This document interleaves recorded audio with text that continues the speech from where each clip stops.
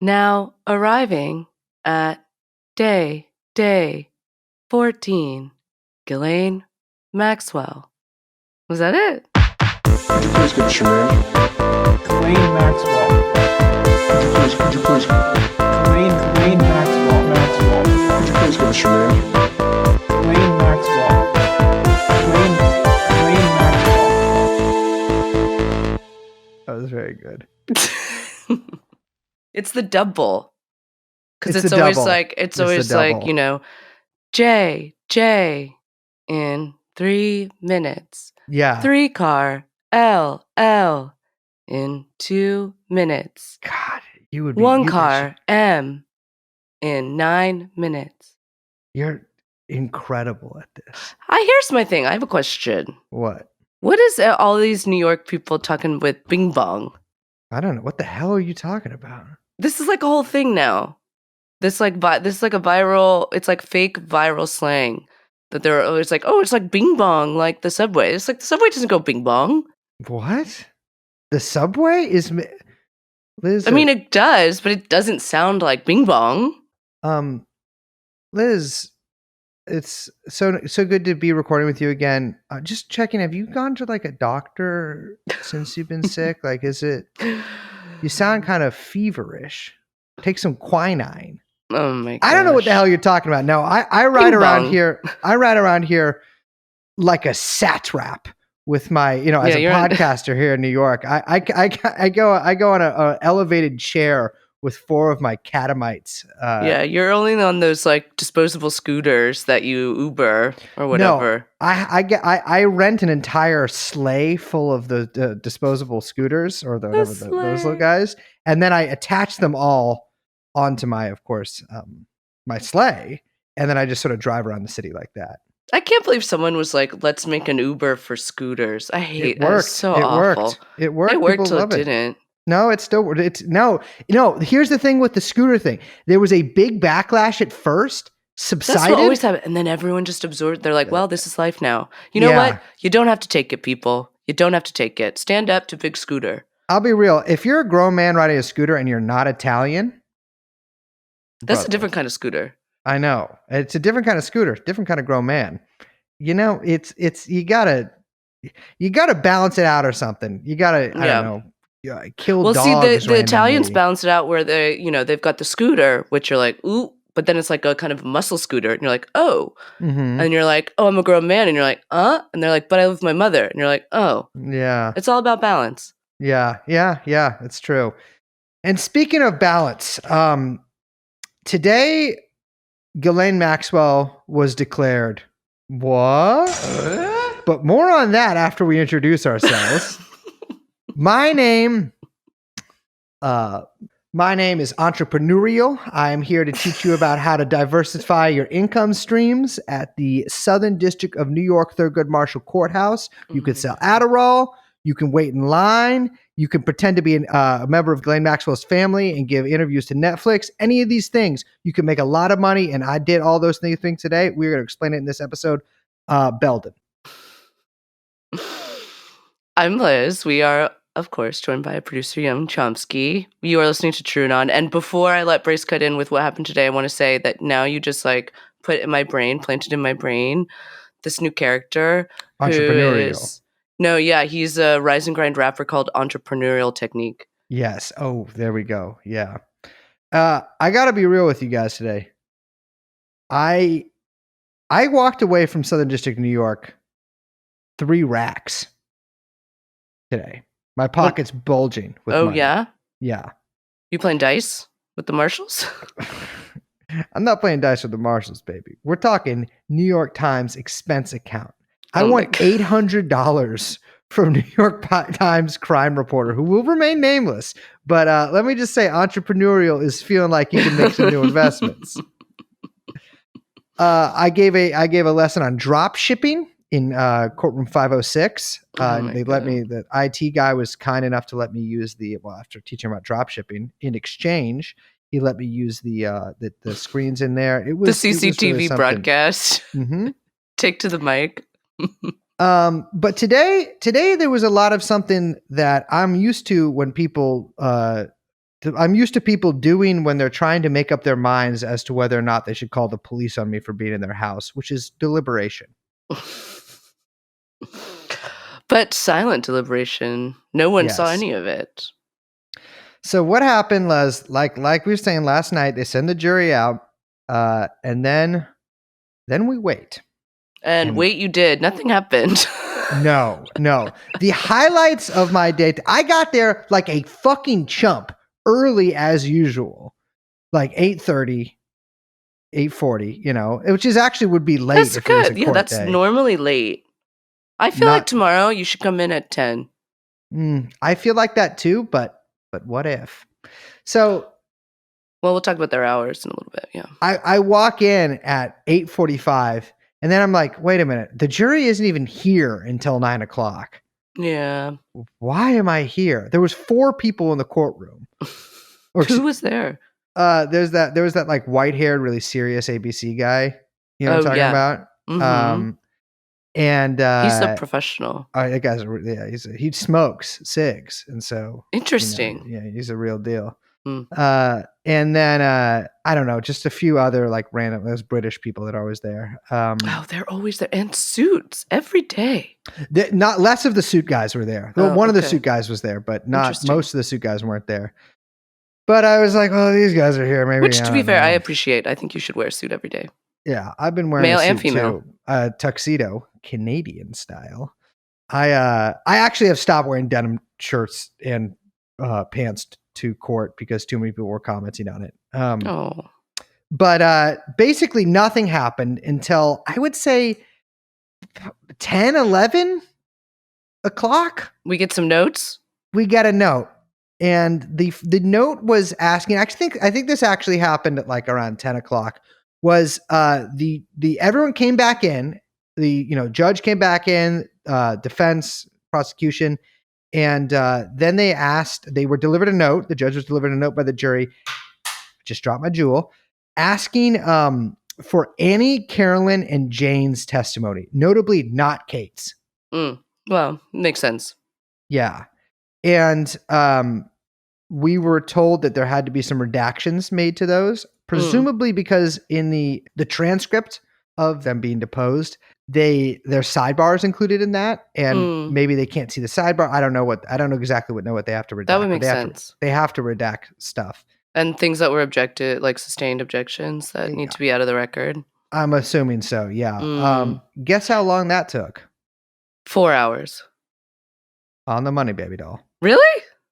It's actually kind of unclear exactly how long that took because that so was it took 4 hours. Well, it was actually revisited, so it could have actually taken longer. I think it was 3 hours.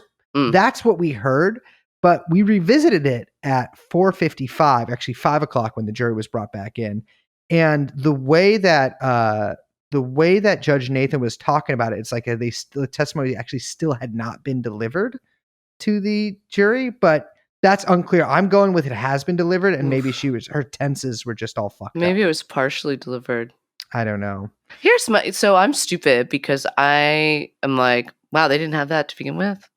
Seems like a thing they should have. One would think, yes. What, they could just give them in a room and then the jury has to ask for everything? That seems like a wicked game.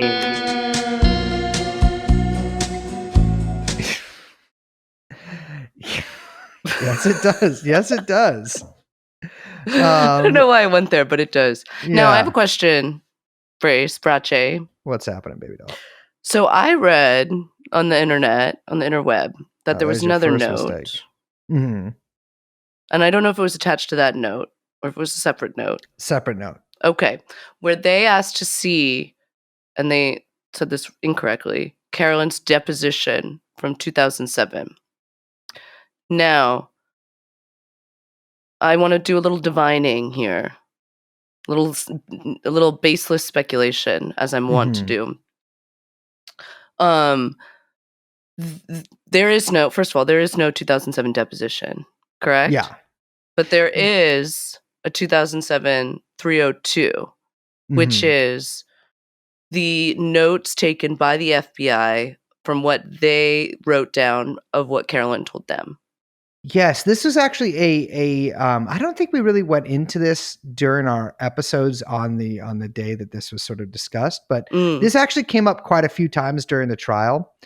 And like Liz said, a 302 is basically the summary of a interview that is not recorded with a victim in this case, and the agent gives writes the summary out basically Mhm. of what they said.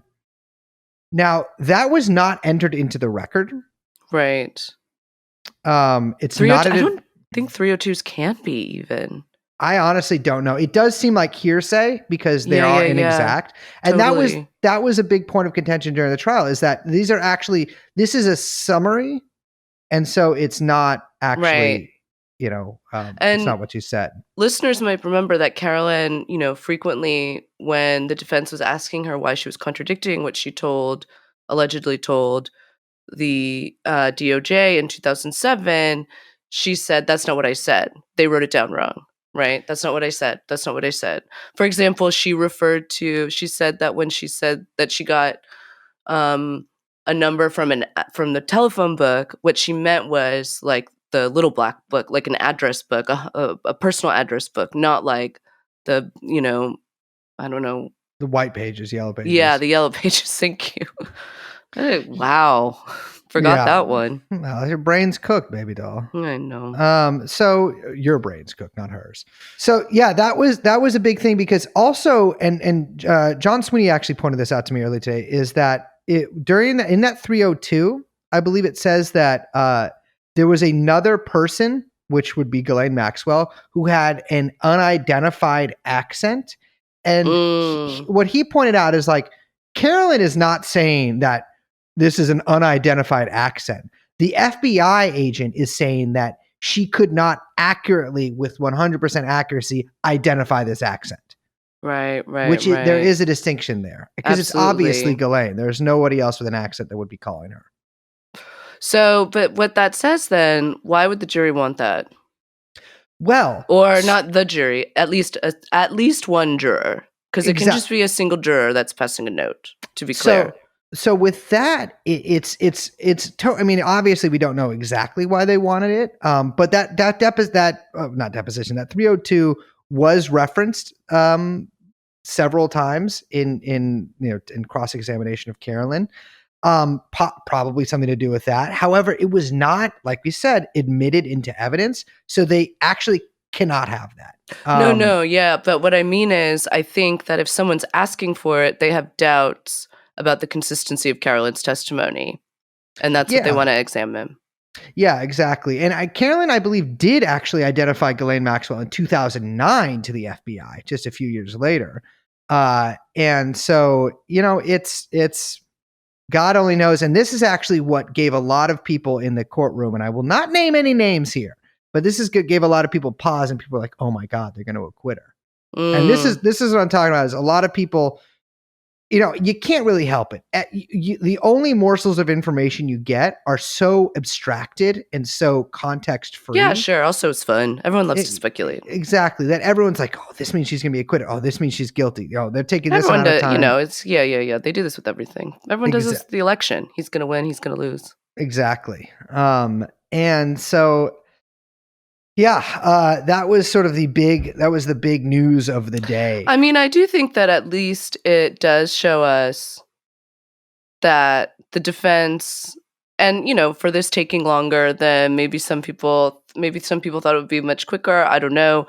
It sounds like the jury asked to go from 9 until 4:30 with the possibility of going into Thursday, which I think maybe some people weren't expecting. And so maybe it means that the defense, got in at least one juror's craw a little bit more than we anticipated. Well, so the deal with that is that they actually passed another note asking for sort of dictating their own schedule tomorrow, saying that they get here at 9. Young Chomsky made a really cute joke saying they unionized. Yes, they were getting there at 9. They wanted to be served lunch at noon, and that they wanted to leave by 4:30. Now, the judge added on to that, she was like, listen, we're not supposed to be in court on Thursday and Friday. We were originally going to take that off for Christmas. However, because, and remember, this is day 14 of the trial, meaning today is literally the 2-week mark of actually being in the courtroom, which is very quick. She's like, originally we thought this trial would be longer. And so that's why we were taking Thursday and Friday off. And so actually, I'm going to say if they want to deliberate, if they're still not done and they choose to come back on Thursday, they can. They don't have to. They can come back the next Monday. But if they want to go into Thursday, they can do that. Interesting. Yes. They came up with another note, too, asking if they could consider Annie's testimony conspiracy to commit a crime in counts 1 and 3. So count 1 of the indictment charges Ghislaine Maxwell, the defendant, with conspiring, that is agreeing with others to entice an individual to travel to interstate commerce to engage in sexual activity.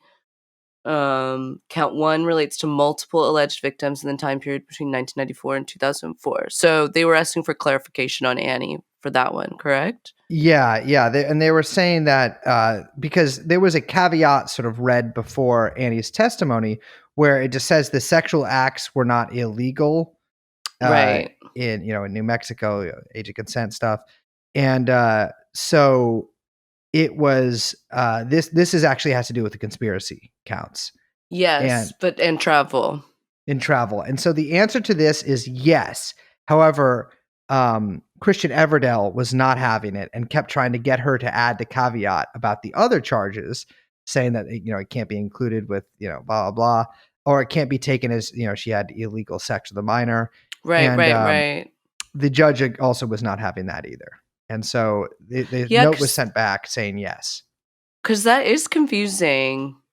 Yeah, agreed. Yeah, it's funny. There's actually quite a lot of sort of confusion about the charges here. I mean, and it is a really complicated case, actually. Like, it's much more complicated than it at first appears, because I think a lot of people listening to this and just sort of with any sort of familiarity of the case in a broad sense would be like, well, yeah, she's guilty, but she has to be guilty of these pretty specific charges here. I do think she is, and I think they can find her guilty with the evidence that was put forth. But yeah, it does show though that they were paying. If they're asking these sort of specific questions, it does show that they were paying attention. Yeah, I also think. Well, yeah, that's a good thing that they're paying attention, because it's a big deal. But I think, I don't know, for some reason I feel like because of the nature of this case and how there's like there's like one long time period, but different victims that correspond to different time periods, and different victims that correspond to different different kind of almost layered counts, but some of them are related to each other and some aren't. It's like I think the prosecution, like, my worry is that they set up a complicated case to kind of like weed through and make clear. You know what I mean? I absolutely do. And it is a complicated. I mean, the instructions to the jury that were read out about this took an hour and a half. Yeah. It's a really long, it's a long and sort of complicated series of charges that, yeah, you're right, are interconnected. So they get back tomorrow, 9:00. They're staying until 4:30. I love that they like an early day. That's good. Good for them. Yeah. Well, it's I actually don't exactly know where all the jurors or any of the jurors come from. And so people were saying that Southern District of New York could draw them actually from other counties too. So that could be like quite a commute these people have. Yes.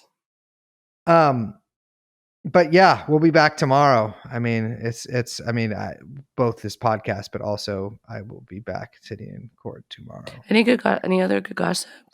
Well, baby, 2 more things. Okay. One related to Ghislaine Maxwell, and one that I almost don't want to tell you because I know how disappointed you'll be. Oh no. So with Ghislaine Maxwell, I noticed, as did many people, because again, there wasn't a lot really to look at today, and so you sort of glommed onto any detail that you could. There were a couple people sort of skulking around the family bench, which is the sort of row right behind the defense. And in fact, I was able to make sure of that today. I would say that the A-tier row of the rows here. They were not, I'm telling you right now, they were not sitting there during the trial. Like, I don't know what to tell you. They were in the row behind that. This is, I will bet you Okay. right now. The That's entrepreneur bets you $50. Okay. Um, I know the exactly where they were sitting. the the family row today had some new members in it. It had an older sort of kind of actually frankly male Maxwell looking guy, and everyone thought he was Kevin at first, but they knew he wasn't because he was too heavy set, also no glasses, and too tall. But just a guy there who had a cell phone, so presumably a lawyer, and a sort of it's kind of, I don't know, an older blonde woman as well, also with electronic device, meaning that she's almost assuredly a lawyer. And they were sort of conferring with Christine and Isabel, having little confabs.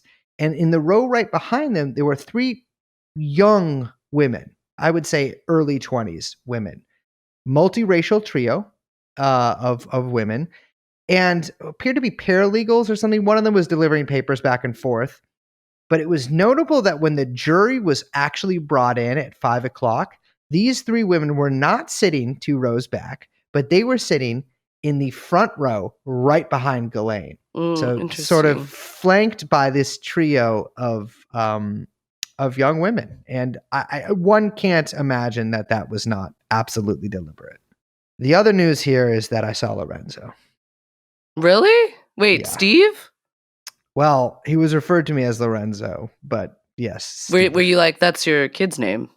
Yeah, well, Was it his nephew? I can't remember. It was his kid, but Yeah, that's right. Okay. I was, of course, well, I'm not going to name names here. I'm not going to burn my sources, but I'm all in Cafe Lorenzo, and a good friend of mine eats there consistently. But it was pointed out to me today by a source that Lorenzo himself was behind the steamer, manning the station. He wasn't manning it; he was just behind, surveying. Surveying, exactly. Master of his domain, Lord of all he can see. And I was shocked. What did you see? Well, you might be like, in your head, you're imagining Lorenzo possibly as an Italianite, possibly a Dalmatian, maybe from Trentino. But no, he was from what I call the Italy of the Orient. I believe he was Filipino. Really? Yes. Yes, which makes sense. Lorenzo, that's a Filipino name to me. Okay. Yeah, I mean, even though that's not his name. But yeah, I also, made a couple queries about this. I don't know if you've noticed. A cup of coffee at Cafe Lorenzo is $2.07. Is that because of tax? An insane they number to arrive at. Inflation, baby. But we are in a so-called corn shortage right now, and so I made some comments. I had some questions, and I was told that no, they are not supplied with extra coins. I feel like Cafe Lorenzo is definitely the kind of place where they would have a comments, like a little little mailbox where people could leave comments. You might feel that way, but reality defies you. In fact, there is no way to speak to Lorenzo unless you're willing to vault over the steaming hot bar that they have there in the morning and speak to him face to face. I feel like they do breakfast a lot better than they do lunch. Oh yeah, but that's a lot easier too. Crack an egg, fry a strip. But that's it for today. I mean, it's notable that Lorenzo, who hadn't actually been seen in months, is now skulking around the courtroom. Maybe he's got something that he has to hide. Maybe he's hiding it by being more visible. In plain sight. Mm-hmm. They call that the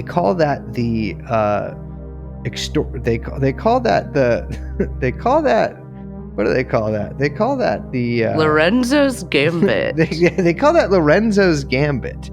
Sorry, I have the Joe Biden stutter disease. I love calling things gambits. Oh, I love a gambit.